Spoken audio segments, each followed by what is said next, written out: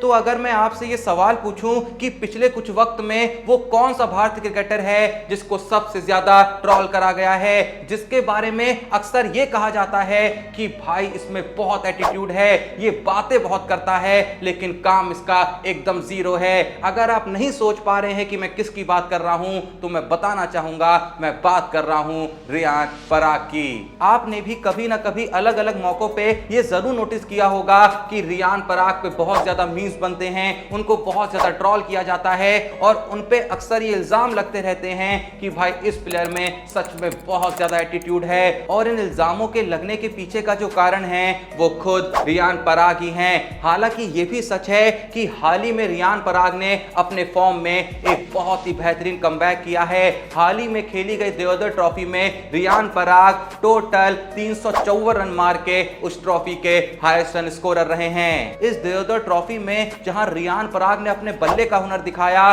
तो same time पे अपनी गेंदबाजी के टैलेंट को भी वो दिखाने से बिल्कुल नहीं चूके। यही रीजन है कि इस ट्रॉफी का उनको मोस्ट वैल्यूएबल प्लेयर घोषित करा गया। लेकिन फिर से रियान पराग ने वही गलती करी जो कि वो पहले करते थे। रियान पराग ने ये ट्रॉफी खत्म होते ही एक स्टेटमेंट पास कर दिया कि मैं अपने आप को एक प्योर ऑलराउंडर मानता हूं और जो लोग मुझको ऑलराउंडर नहीं मानते हैं वो असल में डोमेस्टिक क्रिकेट को फॉलो ही नहीं करते हैं। जिन्होंने डोमेस्टिक क्रिकेट को फॉलो किया है वो जानते हैं कि मैं बॉलिंग में कितने ओवर डालता हूं और कितने विकेट लेता हूं। देखो रियान पराग क्या करते हैं क्या नहीं करते हैं वो बात की बात है, लेकिन रियान पराग को यह समझना होगा कि उनके साथ सबसे बड़ी दिक्कत ही यही है कि जो जवाब उनको अपने कर्मों से देना चाहिए, जो जवाब उनको अपनी बैटिंग से देना चाहिए, अपनी बॉलिंग से देना चाहिए, वो बार बार उन्हीं जवाबों को अपने शब्दों से अपनी जुबानों से देते हैं। रियान पराग यहां पे एक और स्टेटमेंट देते हैं कि मैं चाहे कुछ भी करूं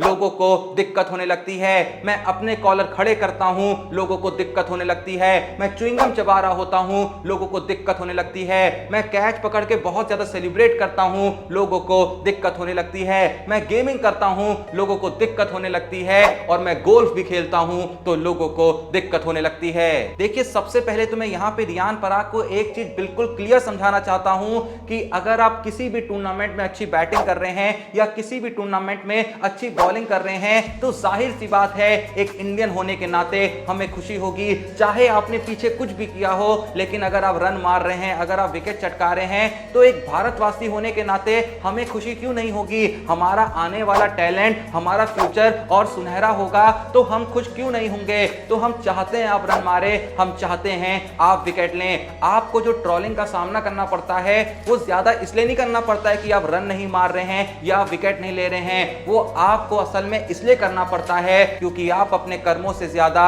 अपने शब्दों से जवाब देने में बिलीव करते हैं। कुछ वक्त पहले रियान पराग का एक इंटरव्यू बहुत वायरल हुआ था जो आपने भी कहीं ना कहीं जरूर देखा होगा और अगर नहीं भी देखा होगा तो उस इंटरव्यू की एक लाइन जो बहुत ज्यादा प्रचलित हुई थी वो तो आपने जरूर सुनी होगी, जहां रियान पराग कहते हैं कि मैं अपनी तारीफ करना नहीं चाहता हूं लेकिन मैं एक चीज जरूर कहूंगा कि आने वाले वक्त में मैं भारतीय टीम का सबसे बड़ा फिनिशर बनूंगा। और यह स्टेटमेंट रियान पराग की तरफ से तब आ रहे थे जब वो अपनी टीम के लिए आईपीएल में खेलते हुए 10 रन का आंकड़ा भी पार नहीं कर पा रहे थे। देखो सबसे पहले तो किसी भी प्लेयर को अपनी तारीफ करना बिल्कुल शोभा नहीं देता है और अगर दो पल के लिए कोई अपनी बड़ाई कर भी रहा है वो उसको तब शोभा देता है जब वो असल में उस तरीके के काम कर रहा हो। अब मान लो मैं स्कूल के एग्जाम में पास तक नहीं हो पा रहा हूं लेकिन उसके बावजूद भी मैं रोज दुनिया में जाके ढिंडोरा पीटता हूं कि देखना एक दिन मैं आईएएस बनूंगा या एक दिन मैं डॉक्टर बनूंगा।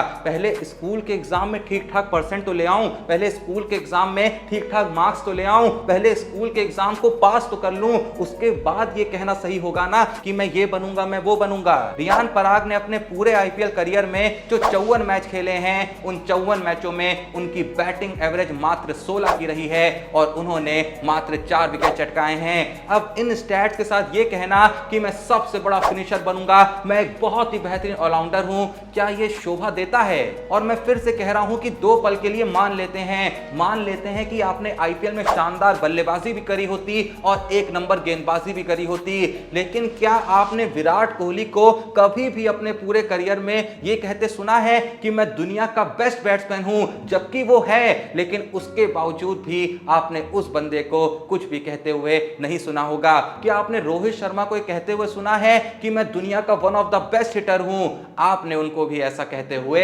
नहीं सुना होगा। क्या आपने महेंद्र सिंह धोनी को कहते हुए सुना है कि मैं दुनिया का बेस्ट कैप्टन हूं, बेस्ट विकेट कीपर हूं, बेस्ट फिनिशर हूं? जबकि दुनिया उनको यह सब मानती है, लेकिन उसके बावजूद भी इन लोगों के मुंह से आपने ऐसे स्टेटमेंट नहीं सुने होंगे। जबकि 2 पल के लिए ये लोग ऐसा कह रहे होते तो इतना ऑकवर्ड नहीं लगता, पर आपने जब अभी तक जिंदगी में कुछ ज्यादा उखाड़ा नहीं है, उसके बावजूद भी बीच बीच में आके ऐसे स्टेटमेंट देना आपको ट्रोल होने के लिए काबिल बना देता है। और जहां तक बात रही आपके दूसरे स्टेटमेंट की कि अगर मैं च्युइंगम खाऊं तब भी लोग मुझे ट्रोल करते हैं, मैं कॉलर खड़ा करूं तब भी ट्रोल करते हैं, मैं कैच पकड़ने के बाद सेलिब्रेट करूं तब भी लोग मुझे ट्रोल करते हैं, तो सबसे पहली बात आपको यह समझनी होगी कि अगर कोई आपको ट्रोल कर रहा है तो इसका मतलब यह बिल्कुल भी नहीं होता है कि आप उसको जवाब दो ही दो। आप सच बताइए, क्या आपको नहीं लगता कि एमएस धोनी को आज तक ट्रोल करा गया है, विराट कोहली को ट्रोल करा गया है?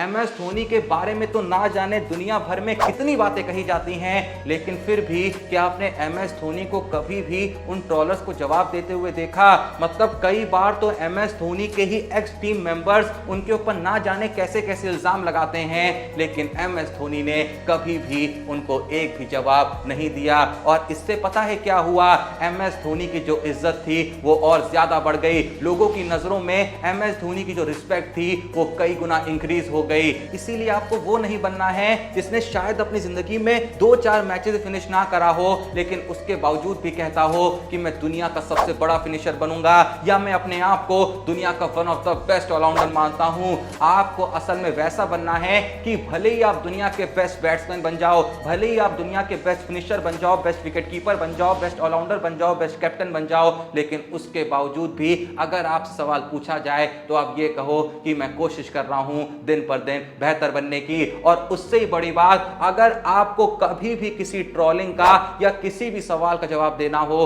तो अपने शब्दों से नहीं, अपने कर्मों से दो, अपने बल्ले से दो, अपनी गेंदबाजी से दो। बीच में आपको याद होगा विराट कोहली का जब एकदम रफ पैच चल रहा था तो दुनिया भर के कितने लोग ना जाने उनके बारे में क्या क्या बोल रहे थे, किस तरीके से उनको ट्रोल करे जा रहे थे, लेकिन क्या कभी भी आपने विराट कोहली की तरफ से एक भी जवाब सुना? नहीं सुना होगा, क्योंकि विराट कोहली ने जवाब दिया ही नहीं। उन्होंने वेट करा उस मौके का जब जवाब ऐसा दिया जाए कि सामने वाला सवाल करने के लायक ही नहीं रहे। उसके बाद जब वो फॉर्म में आए, उसके बाद जब उनके बल्ले से रन निकले तो अपने आप ही वो सारी जुबानें बंद हो गई जो बीच बीच में टैं टैं टैं टैं करती रहती थी। अंत में मैं फिर से यही कहना चाहूंगा कि रियान पराग भाई, अगर आप रन मारोगे तो एक इंडियन होने के नाते हमें बहुत खुशी होगी, अगर आप विकेट चटकाओगे तो एक इंडियन होने के नाते हमें बहुत ज्यादा खुशी होगी, अगर आप आने वाले वक्त में one of the best finisher कह लें या one of the best allrounder बनोगे